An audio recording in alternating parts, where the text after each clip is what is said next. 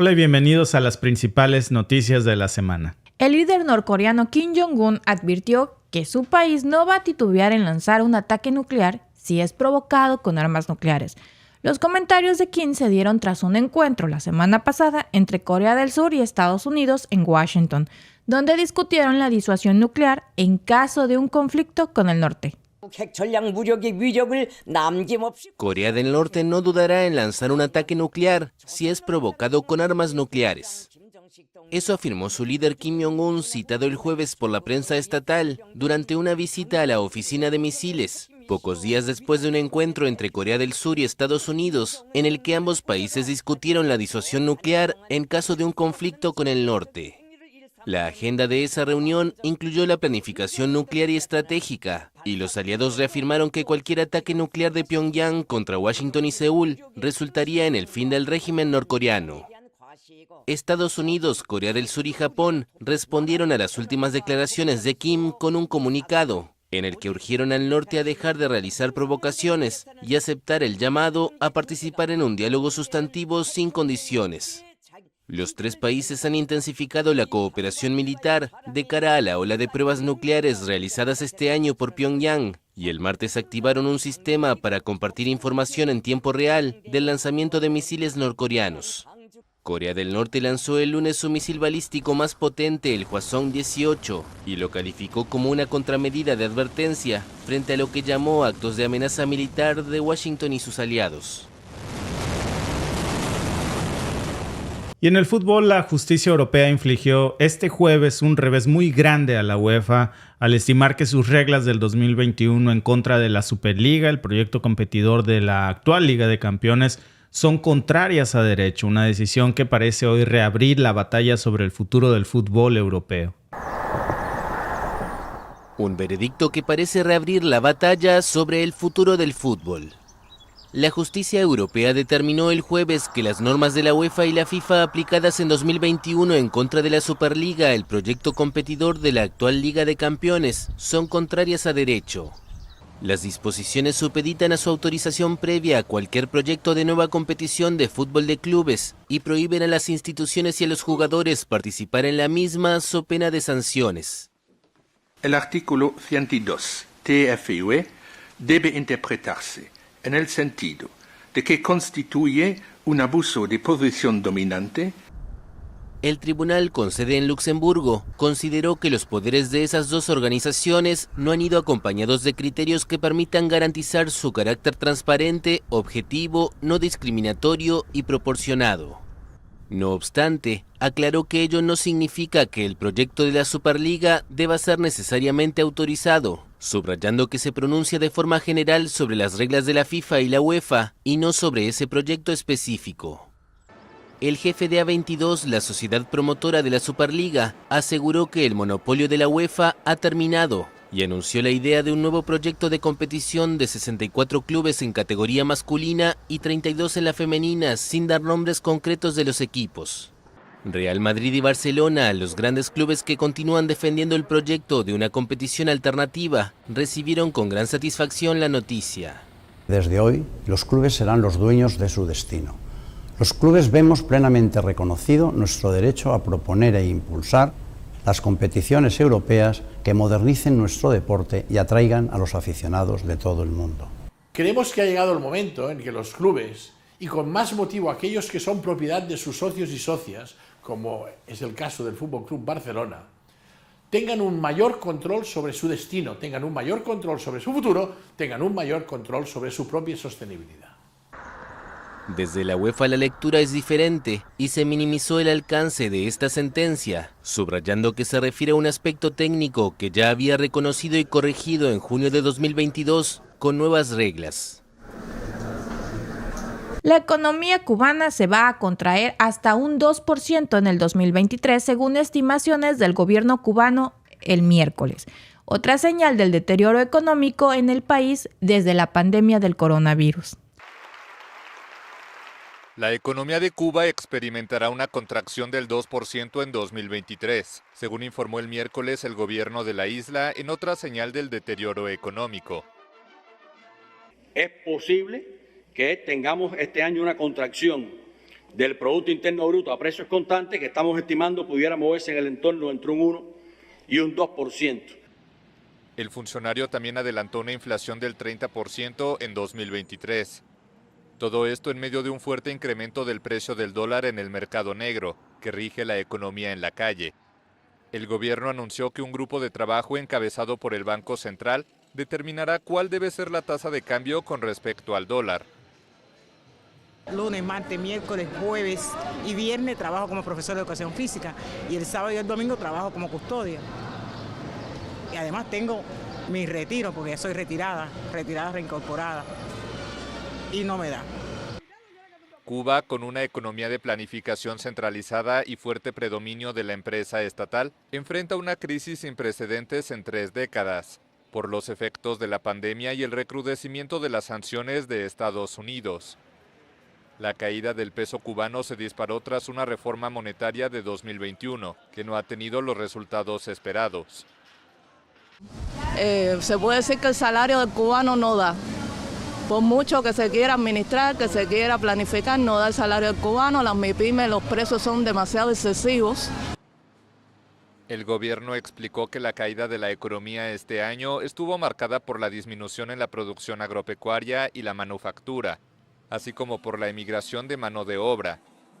La llegada de turistas, una industria fundamental para la isla, subió 50% respecto a 2022, con 2.400.000 visitantes, pero debajo de los 3,5 millones previstos para este año. Y el presidente de Argentina, el ultraliberal Javier Milei, ordenó el miércoles la desregularización de la economía mediante un decreto con el cual modifica o deroga más de 300 normas. Entre estas está, por ejemplo, la ley de alquiler, el régimen laboral, y todo esto desató una protesta espontánea frente al Congreso argentino. El presidente de Argentina, Javier Milei, ordenó el miércoles la desregulación de la economía mediante un decreto con el cual modifica o deroga más de 300 normas. Las derogaciones incluyen la normativa que impide la privatización de las empresas del Estado, como por ejemplo la petrolera YPF o Aerolíneas Argentinas. También se reformará el sistema de atención en medicina privada. En el día de hoy he firmado un decreto de necesidad y urgencia para comenzar a destrabar este andamiaje jurídico e institucional opresor que ha destruido nuestro país. El anuncio de Milei fue recibido por cacerolazos de protesta en varios barrios de Buenos Aires. Previamente se registró una manifestación en la capital de los movimientos sociales de izquierda, que marcharon hasta la Plaza de Mayo frente a la Casa Rosada, sede de la presidencia. La movilización fue seguida por integrantes de varios cuerpos policiales, que vigilaron que la marcha dejase al menos un carril libre sin cortar totalmente el tránsito de vehículos. El despliegue de seguridad fue criticado por los organizadores, que lo consideraron como un intento de provocación. Ese protocolo es ilegal porque violenta la Constitución argentina y todos los pactos internacionales que defienden el derecho a la protesta. Yo me pregunto, ¿en qué lugar del mundo una marcha de 40 o 50.000 personas se hace por la vereda, que es lo que quiere esta gente? Es una brutalidad. Argentina se encuentra en una grave crisis económica, con una inflación interanual de más de 160% y una tasa de pobreza que supera el 40% de la población. Milei, que asumió la presidencia el pasado 10 de diciembre, ya había presentado un vasto plan de austeridad la semana pasada, que incluye la eliminación de subsidios al transporte y a las tarifas de los servicios públicos, y paraliza la construcción de obras de infraestructura financiada por el Estado. El objetivo es recortar el gasto público en el equivalente a 5% del Producto Interno Bruto. También se devaluó en más de 50% la moneda.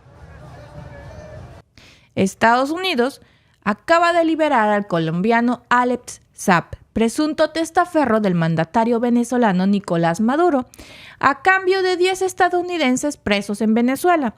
Informaron este miércoles algunas fuentes gubernamentales estadounidenses y también venezolanas. El presidente de Venezuela, Nicolás Maduro, recibió en Caracas al empresario Alex Saab, acusado de ser testaferro del mandatario, y que fue indultado por el presidente estadounidense Joe Biden, a cambio de la libertad de 10 ciudadanos de Estados Unidos. quiero darle la bienvenida a este hombre valiente, patriota, que resistió 1280 días, 40 meses, las condiciones más adversas. Saab llegó a Venezuela poco después de recibir el indulto. La vida es un milagro constante y hoy el milagro de la libertad, el milagro de la justicia se ha hecho realidad gracias a usted, señor presidente, por su perseverancia. Saab era enjuiciado en Florida por lavado de dinero. El indulto fue confirmado por altos funcionarios en Washington. Fue detenido en Cabo Verde en junio de 2020 y extraditado a Estados Unidos en octubre de 2021. La fiscalía estadounidense lo acusaba junto a su socio Álvaro Pulido, detenido en Venezuela en una trama de corrupción relacionada con la estatal PDVSA, de transferir $350 millones obtenidos ilegalmente en Venezuela para blanquearlos en el sistema financiero estadounidense. El arresto fue calificado como un secuestro por el gobierno venezolano. Saab se convirtió en una moneda de cambio para Maduro, que exigía su liberación para desbloquear sus negociaciones con la oposición con mediación de Noruega. El canje fue mediado por Qatar y Biden confirmó la liberación de 10 estadounidenses y habló de 20 presos políticos venezolanos liberados, que se unen a los otros 5 excarcelados en octubre, como parte de un acuerdo alcanzado entre el gobierno y la oposición en la mesa de negociación. La France Press ha confirmado la libertad de 16 venezolanos. Y el presidente electo de Guatemala, Bernardo Arévalo, le dijo a AFP estar convencido de que asumiría el poder el 14 de enero próximo y que va a gobernar sin miedo. Esto después de haberse bloqueado el golpe de Estado que asegura fraguó la élite política corrupta guatemalteca. Bernardo Arévalo está convencido de que asumirá el poder en Guatemala. El presidente electo aseguró que la Fiscalía General fracasará en su intento de que preste juramento en enero en una entrevista concedida a la AFP durante su visita a Panamá. Mire, no hay duda que vamos a asumir el 14 de enero. Y nosotros tenemos muy claro de que hay el respaldo para el gobierno es amplísimo. El Ministerio Público, dirigido por la fiscal general Consuelo Porras, solicitó el retiro de la inmunidad de Arévalo, buscó cancelar su partido Semilla, denunció anomalías y consideró nulas las elecciones. Pero el Tribunal Supremo Electoral sostuvo que los resultados son inalterables y la Corte de Constitucionalidad ordenó hace una semana al Congreso garantizar la juramentación de Arévalo. El golpe de Estado lo que intentaba hacer era, por medios judiciales, lograr condiciones de alteración de la respuesta, de la alteración de la voluntad popular y del resultado electoral. Las resoluciones que le menciono de la semana pasada cierran la posibilidad y dicen que no hay forma como se revierta ese resultado electoral. Arévalo sostiene que la Fiscalía busca evitar que asuma el poder, pues poderosos sectores políticos tradicionales temen a su promesa de lucha frontal contra la corrupción. Nosotros no entramos con miedo a esta gestión de gobierno. Al contrario, entramos determinados y fortalecidos. Lo que hemos encontrado es un respaldo social generalizado. Existe en este momento una convergencia que va desde los pueblos originarios hasta el sector empresarial organizado en una determinación de que tenemos que hacer que las cosas cambien y que el país funcione. Arévalo mencionó que su gobierno desarrollará una Comisión Nacional Anticorrupción. Busca evitar el exilio de fiscales y jueces que se vieron obligados a dejar el país tras denunciar actos de corrupción. Y las negociaciones para la liberación de rehenes y una nueva tregua entre Israel y el grupo islamista palestino Hamás en el conflicto en la Franja de Gaza son muy serias, afirmó esta semana la Casa Blanca. La ofensiva israelí en la Franja de Gaza provocó la muerte de 20.000 personas desde el 7 de octubre, según anunció el miércoles Hamás. En tanto, el jefe del movimiento islamista palestino, Ismail Haniyeh, radicado en Qatar, llegó el miércoles a Egipto para participar en conversaciones sobre un alto al fuego. Tras más de 2 meses de guerra y ante la presión internacional, las dos partes parecen estar dispuestas a pactar una segunda tregua. Estados Unidos está interesado en que sean liberados los ciudadanos estadounidenses capturados y llevados a Gaza en la incursión de Hamás. Lo que puedo decir en este momento es lo siguiente. Tenemos mucho trabajo en marcha en ambos frentes en este momento y esperamos tener buenas noticias para compartir, probablemente hoy más tarde. Según una fuente del movimiento islamista palestino, las discusiones se centran en detener la guerra y preparar un acuerdo sobre la liberación de los prisioneros palestinos, así como poner fin al asedio israelí a la franja de Gaza, que impide la entrada de alimentos, medicinas, agua potable y combustible al enclave. Según la Oficina de Coordinación de Asuntos Humanitarios de la ONU, la mitad de la población en Gaza padece hambre extrema o grave. Según fuentes de Hamás, la propuesta es una tregua de una semana, a cambio de que liberen a 40 rehenes israelíes. Durante el primer alto al fuego se liberaron 105 rehenes y 240 palestinos detenidos en Israel. Uno de los momentos más difíciles fue cuando los terroristas nos trasladaron a una oscuridad absoluta con bombas sin parar cayendo a nuestro alrededor. Yo estuve ahí y cada momento que están los rehenes ahí corren peligro. No tienen tiempo. ¿Por qué yo puedo estar aquí y ellos no? Todos tienen que volver a casa, ahora.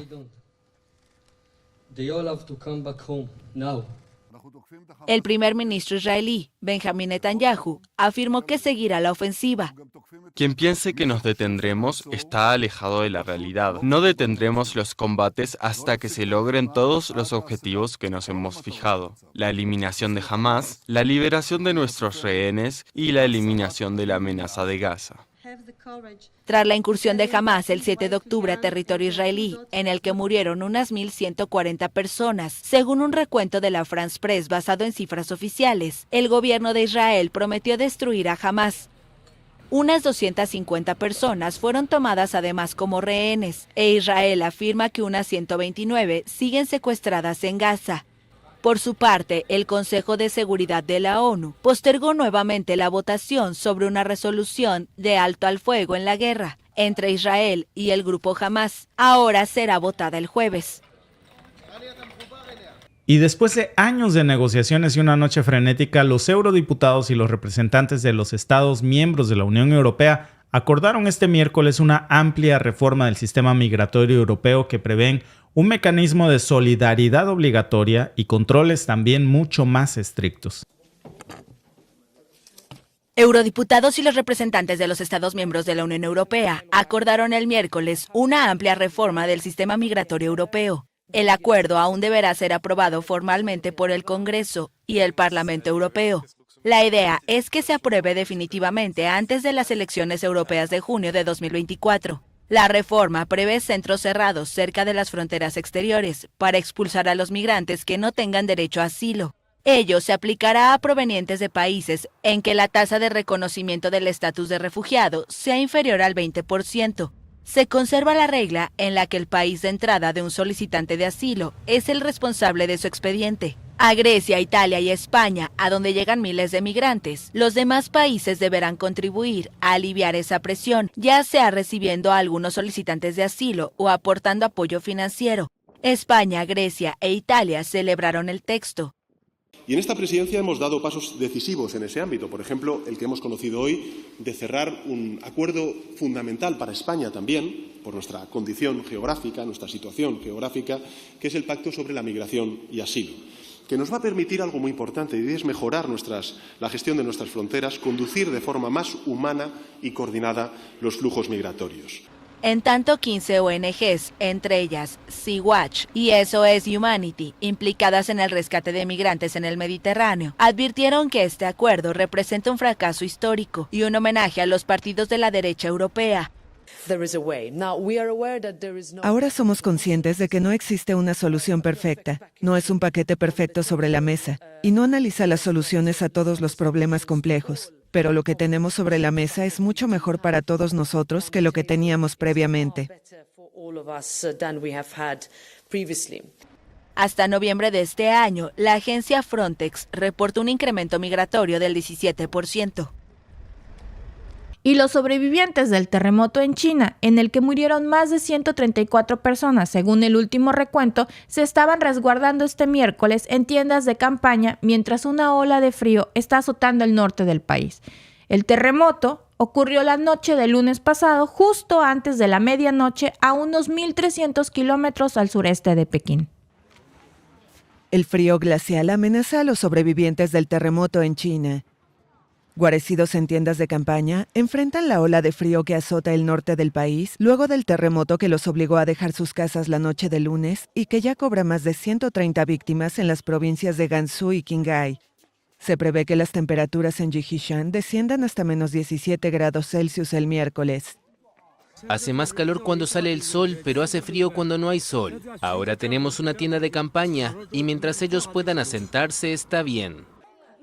El Servicio de Gestión de Emergencias informó el miércoles que las operaciones de búsqueda y salvamento se dieron por concluidas. Solo en la provincia de Gansu, 87,000 personas fueron trasladadas a refugios temporales, según la cadena CCTV. Algunas tiendas albergan hasta unas 35 personas.